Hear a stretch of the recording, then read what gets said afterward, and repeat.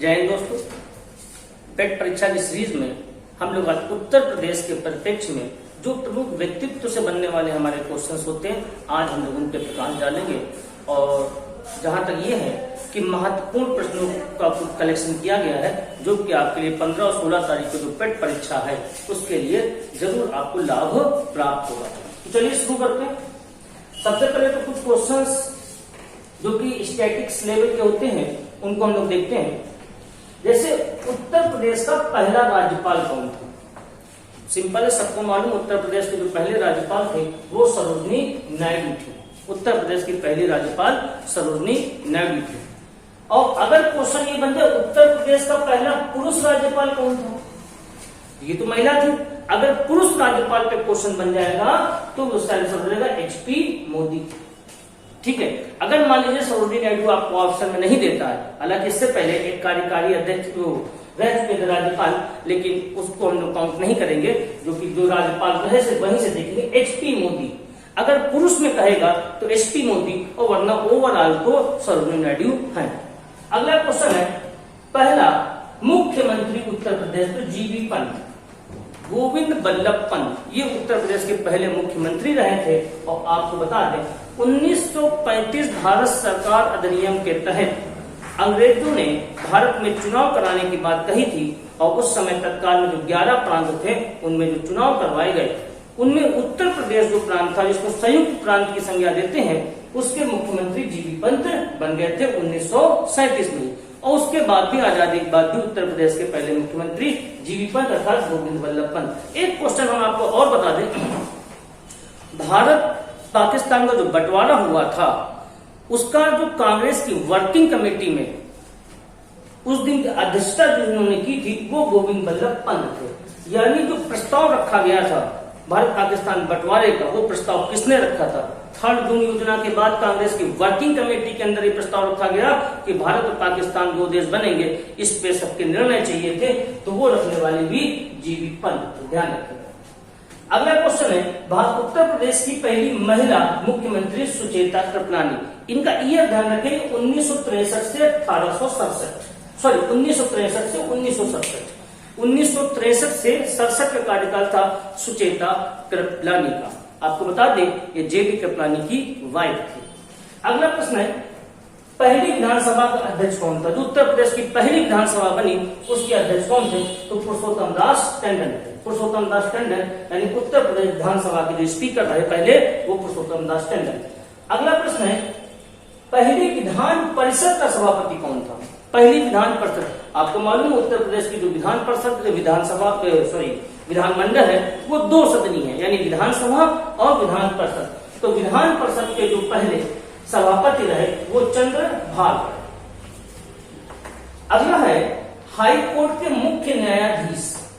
High court, Uttar Pradesh की जो high court थी आपको बता दें अंग्रेजों के टाइम पे डेवलप की गई थी, और 1866 में उत्तर प्रदेश की हाई कोर्ट की स्थापना आगरा में की गई थी। उसके 2 साल बाद इसका स्थानांतरण इलाहाबाद में किया गया। तो उत्तर प्रदेश हाई कोर्ट के पहले मुख्य न्यायाधीश जो थे वो वाल्टर मॉर्गन थे। वाल्टर मॉर्गन, ध्यान रखेंगे 66 से 71 दिन की टाइमिंग थी, 1866 से 1871। फिर है, पहले लोकायुक्त कौन थे? लोकायुक्त विशंभर दयाल थे। विशंभर दयाल पहले लोकायुक्त थे। आपको यहाँ पे एक चीज बता दें, ये जो पहले कार्यकाल था लोकायुक्त का 5 साल था, अब इसको बढ़ाकर 8 साल कर दिया गया। ध्यान रखेंगे लोकायुक्त का कार्यकाल कितना हो गया है? 8 साल का कर दिया गया। अब ये कुछ क्वेश्चंस वो कलेक्शन है जो वर्तमान में है व्यक्तियों को लेकर। जैसे पहला question, miss UP body builder कौन बने? तो भावना बनी। इनका संबंध कहां से है? अलीगढ़ से। मिस यूपी बॉडी बिल्डर भावना अलीगढ़ से संबंधित है, तो इनका शहर इंपॉर्टेंट है यहाँ पे अलीगढ़, ये ध्यान रखना है। फिर है, इस बार जो आईएएस की परीक्षा हुई थी उसमें जो फर्स्ट रैंक आई श्रुति शर्मा की, उनका उत्तर प्रदेश में संबंध कहां से आता है? तो इनका उत्तर प्रदेश का जो संबंध है वो बिजनौर से। बिजनौर अगर देखें हम लोग तो उत्तर प्रदेश के उत्तरी दिशा में पड़ता है बिजनौर। और सबसे बड़ी बात, गंगा नदी का जो प्रवेश होता है उत्तराखंड से उत्तर प्रदेश में वो यहीं से होता है। अगला प्रश्न है, रेत समाधि, ये बुक है बड़ी फेमस रही है इंग्लिश में, tomb of sand, Geetanjali Shree की लिखी थी। बुकर्क के लिए नामित की गई थी और इनका संबंध उत्तर प्रदेश के मैनपुरी डिस्ट्रिक्ट से। कहां से? मैनपुरी से। अगला प्रश्न, सरस्वती सम्मान 2021 रामदरस मिश्रा को दिया गया, इनका संबंध गोरखपुर से है। रामदरस मिश्रा का संबंध कहां से? गोरखपुर से है और इनकी जो रचना थी, मैं तो यहां हूं। ध्यान रखेंगे 2021 के लिए सरस्वती सम्मान रामदरस मिश्रा, इनका संबंध गोरखपुर से है। गोरखपुर आपको पता होना चाहिए राप्ती नदी के किनारे बसा हुआ है। महाधिवक्ता उत्तर प्रदेश का किसे बनाया गया? तो अजय कुमार को बनाया गया महाधिवक्ता।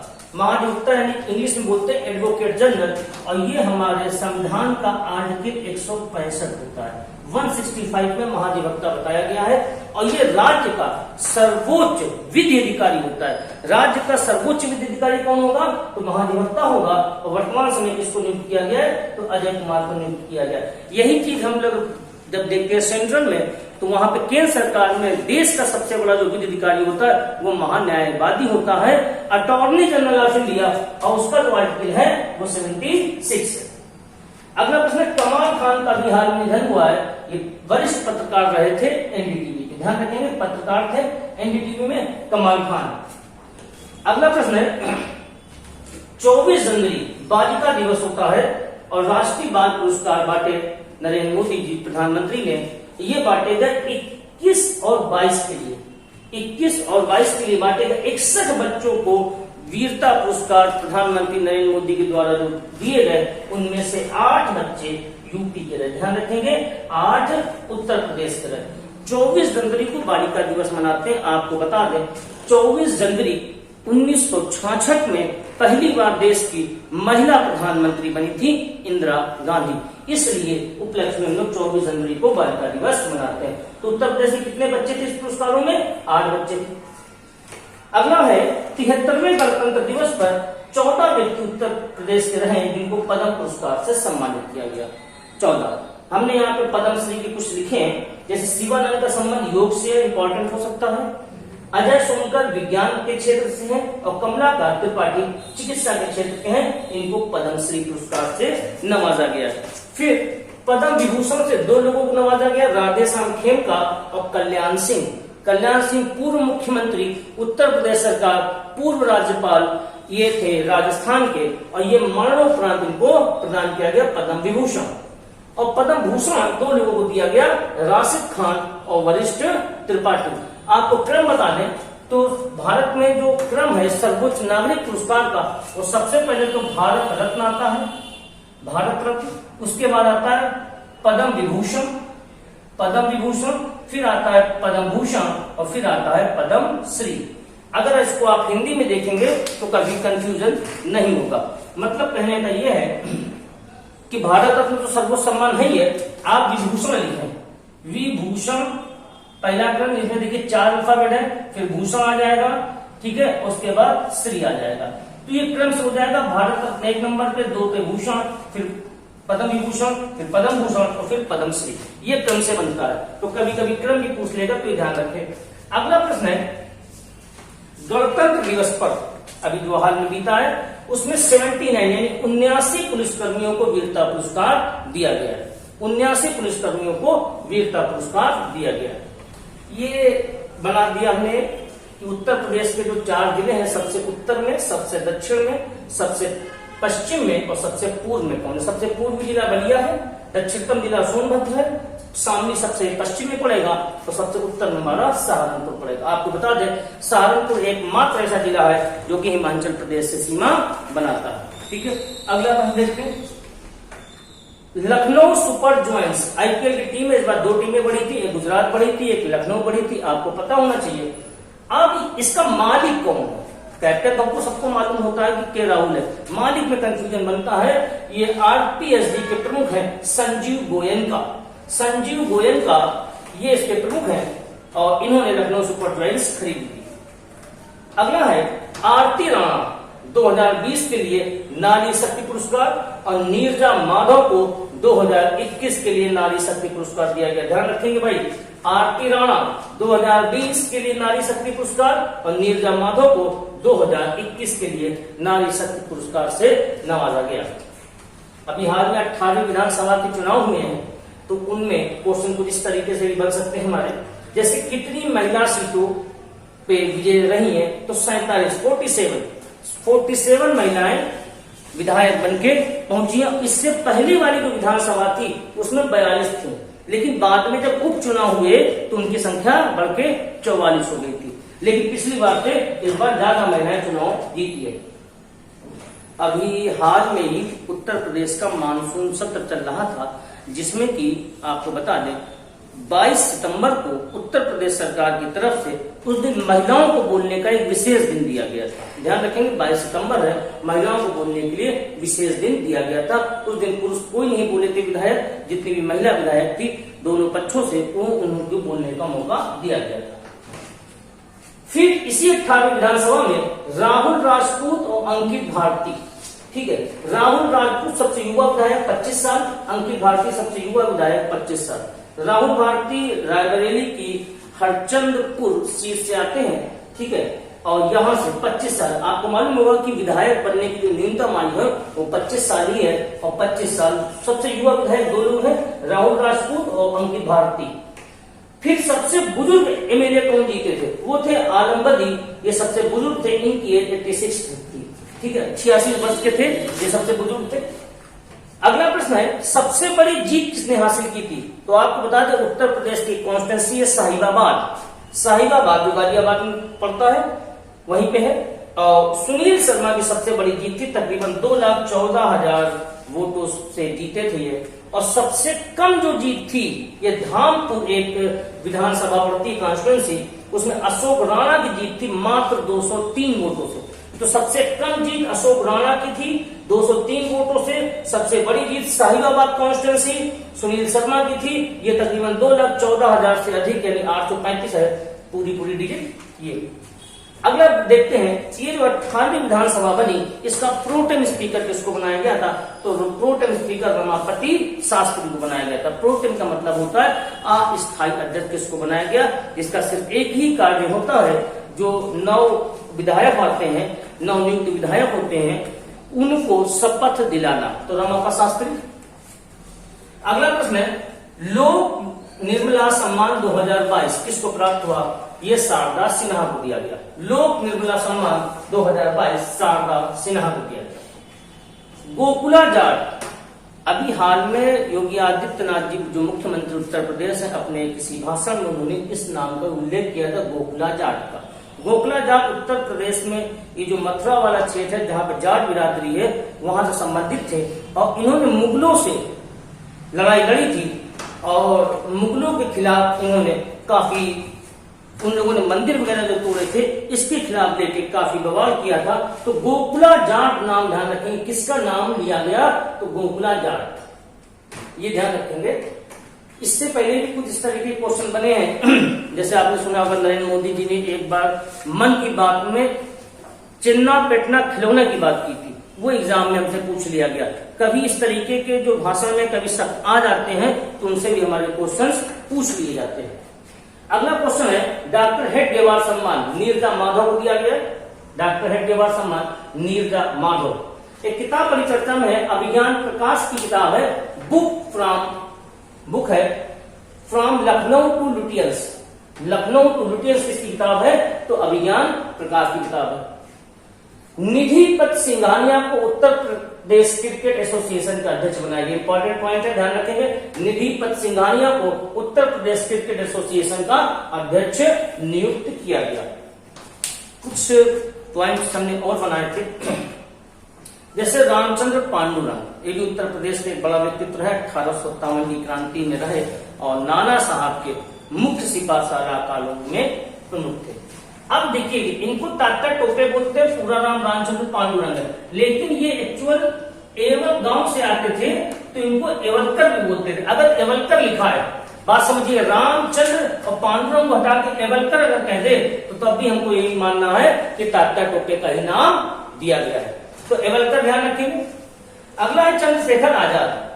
चंद्रशेखर आजाद का जो संस्था थी वो आपको बता दें, वो थी HSRA, Hindustan socialist Republican association. ये जो क्रांतिकारियों का समूह था उसके प्रमुख नेता थे, और इनको अपने ग्रुप में जो निक नेम दिया गया था वो दिया गया था क्विक सिल्वर। क्विक सिल्वर किस क्रांतिकारी का नाम था?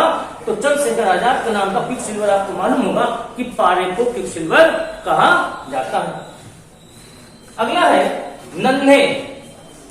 ये लाल बहादुर शास्त्री के बचपन का नाम था नन्हे, कर्नाटा था इसलिए इनको नन्हे बोलते थे। और एक क्वेश्चन इस तरीके से बनता है, ये किस समाज से आते थे? तो ये कायस्थ समाज से आते थे, कायस्थ। इनका एक्चुअल में सरनेम क्या था? श्रीवास्तव सरनेम था। इनका नाम सरनेम क्या था? श्रीवास्तव था।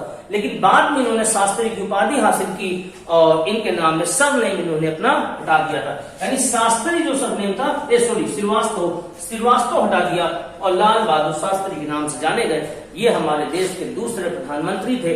उत्तर प्रदेश के मुगल सराय में इनका जन्म हुआ था और मात्र 18 महीने देश के प्रधानमंत्री रहे, लेकिन संघर्ष के साथ मुंहतोड़ जवाब दिया। इनके इस समय पाकिस्तान ने जो हमला किया वो आगे बढ़ के खड़े रहे और देश का नेतृत्व संभाला।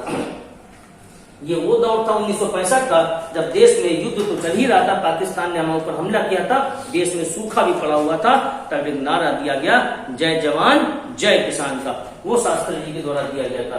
और आपको बता दें यही एक स्लोगन है, जय जवान जय किसान लाल बहादुर शास्त्री जी, जय जवान जय किसान जय विज्ञान अटल बिहारी वाजपेयी जी, और उसके बाद जय जवान जय किसान जय विज्ञान जय अनुसंधान। ये अभी हाल में ही नरेंद्र मोदी ने विज्ञान कांग्रेस में इसको आगे बढ़ाया। फिर कुछ क्वेश्चन और हैं। सम्राट पृथ्वीराज की मूवी आई थी अक्षय कुमार की, देखा होगा। और ये उत्तर प्रदेश में टैक्स फ्री घोषित कर दी गई। उत्तर प्रदेश में टैक्स फ्री है। इसका निर्देशन किसने किया था? तो चंद्र प्रकाश द्विवेदी। इंपॉर्टेंट बात का ध्यान रखेंगे। एक पहले नाटक आता था चाणक्य, उसमें इन्हीं का नाटक था और चाणक्य का रोल इन्होंने स्वयं ही प्ले किया था। चंद्र प्रकाश द्विवेदी हमेशा ऐतिहासिक नाटक बनाने में, नाटक या फिल्में बनाने में इनका रोल आगे रहता है। तो चंद्र प्रकाश द्विवेदी की मूवी थी सम्राट पृथ्वीराज। अगला क्वेश्चन है स्पैरो। एक यूपी पोर्टल शुरू किया गया है। ये जो उत्तर प्रदेश के पीसीएस अधिकारी हैं, इनकी संपत्ति के ब्यौरे के लिए इसको शुरू किया गया है। स्पैरो ध्यान रखेंगे।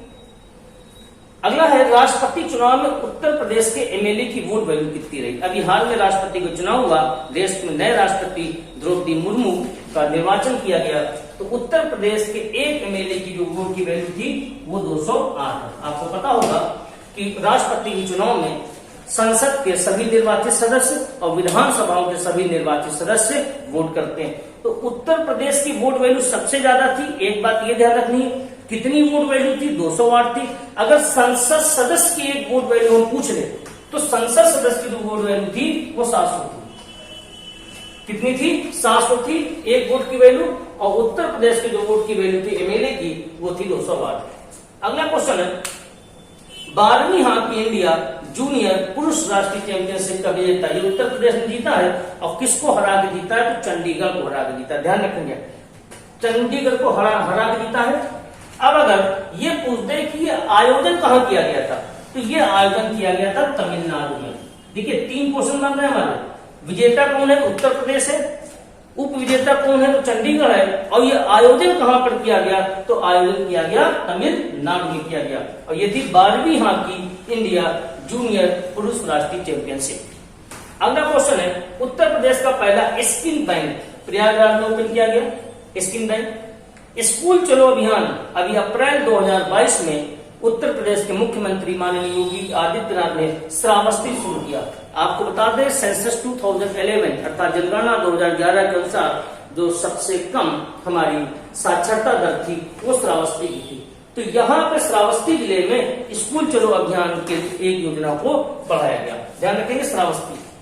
अभी हाल में अग्नि सुरक्षा सप्ताह उत्तर प्रदेश में कब से कब तक मनाया गया? तो अग्नि सुरक्षा सप्ताह जो मनाया गया वो 14 से 20 अप्रैल तक मनाया गया। 14 से 20 अप्रैल तक। अगला एक क्वेश्चन ये, वर्तमान में उत्तर प्रदेश में कितने हवाई अड्डे चालू हैं? तो कितने हवाई अड्डे चालू हैं वर्तमान में? तो ध्यान रखेंगे 19 हवाई अड्डे वर्तमान में चालू है। 19 हवाई अड्डे वर्तमान में चालू है। ये एक न्यूज़पेपर है खबर लहरिया। इंपॉर्टेंट क्वेश्चन है, कई एग्जाम में पूछा गया है। ठीक है, खबर लहरिया ये चित्रकूट से प्रकाशित होता है। और बुंदेली भाषा में प्रकाशित होता है। इसकी सबसे खास बात यह है कि इसको दलित वर्ग की महिलाओं के द्वारा ऑपरेट किया जाता है। पूरा इसका संपादन दलित वर्ग की महिलाओं के द्वारा होता है। ध्यान रखें, खबर लहरिया। फिर एक क्वेश्चन है, अभी 7 फरवरी को 2022 में सचिंद्रनाथ सान्याल की पुण्यतिथि मनाई गई। सचिंद्रनाथ सान्याल की पुण्यतिथि यहाँ पे मनाई गई। आपको पता होगा सचिंद्रनाथ सान्याल, इन्होंने HRA की स्थापना की थी। HRA, सचिंद्रनाथ सान्याल 1924 में हिंदुस्तान रिपब्लिक एसोसिएशन की स्थापना की गई और इसका मुख्य कार्य था धन को इकट्ठा करना, और उस धन को इकट्ठा करने के लिए एक काकोरी ट्रेन एक्शन कांड किया गया था। सचिंद्रनाथ सान्याल इसके प्रमुख थे। इनकी एक किताब है जिसका नाम है बंदी जीवन। बंदी जीवन किसकी रचना है? तो सचिंद्रनाथ सान्याल की रचना है। ये कुछ महत्वपूर्ण क्वेश्चन हमने आपको बताए जो कि उत्तर प्रदेश के लिए आगामी पेट परीक्षा के लिए महत्वपूर्ण है। एक क्वेश्चन और देख लीजिए, एक नदी लिखी मालन, इसका पुराना नाम मालिनी था और मालिनी पहले बोलते थे, मालन बोलते। इस नदी के पुनरुद्धार के लिए उत्तर प्रदेश सरकार ने एक बजट जारी किया है कि इस नदी का पुनरुद्धार किया जाए। अब क्वेश्चन ये है कि ये नदी कहाँ बहती है, कहाँ बह रही है नदी? तो बिजनौर में है। आपको बता दें, उत्तराखंड के पौड़ी गढ़वाल से नदी निकलती है और बिजनौर आती है, और बिजनौर में किसमें मिल जाती है? गंगा में मिल जाती है। तो एक क्वेश्चन ये बना, मालन किसकी सहायक नदी है? तो गंगा की सहायक नदी है। कहाँ बहती है? तो बिजनौर में बहती है, बिजनौर। ठीक है, और इसके पुनरुद्धार के लिए एक बजट उत्तर प्रदेश सरकार ने पारित किया है। तो हमने महत्वपूर्ण क्वेश्चनों की कुछ श्रृंखला यहाँ पे रखी है और ये आपके लिए आगे जारी रहेगी, जो कि आगामी परीक्षा में आपको लाभ प्रदान